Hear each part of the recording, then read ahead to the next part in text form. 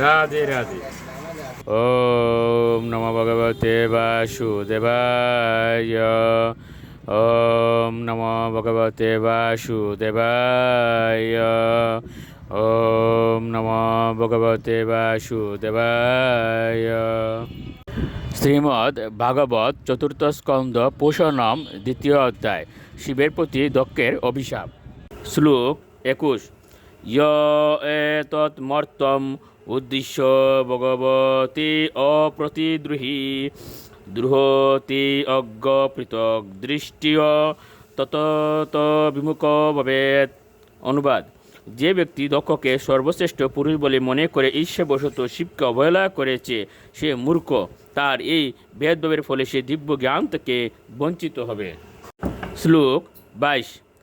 গৃহেষু কূটধর্মেষু শক্ত গ্রাম্য সুখেচ্ছয়া কর্মতন্ত্রম বিতনুতে বেদ বাদ বিপন্নদীয়।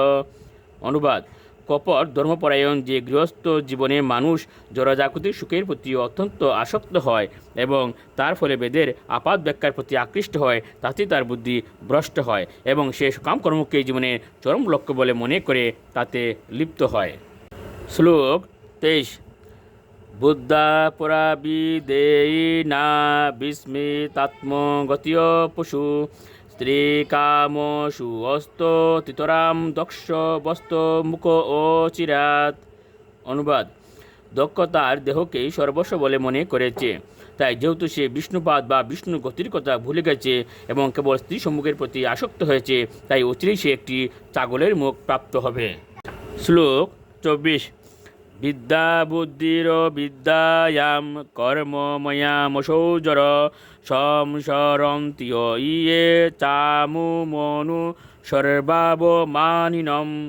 অনুবাদ: যারা জড়বিদ্যা এবং বুদ্ধির অনুশীলনের ফলে জড়ের মতো নির্বুধ হয়ে গেছে, তারা অজ্ঞানতাবশত সকাম কর্মে লিপ্ত হয়। তারা জেনে শুনে শিবের নিন্দা করেছে, তাই তারা জন্মমৃত্যুর চক্রে বারবার আবর্তিত হতে থাকুক। শ্লোক 25। গিরসুতায়া পুষ্পিনা মধুগন্ধেন বুরিনা মত্না চ উন্মত্তাত্মান সমু অন্তু অরদিশ।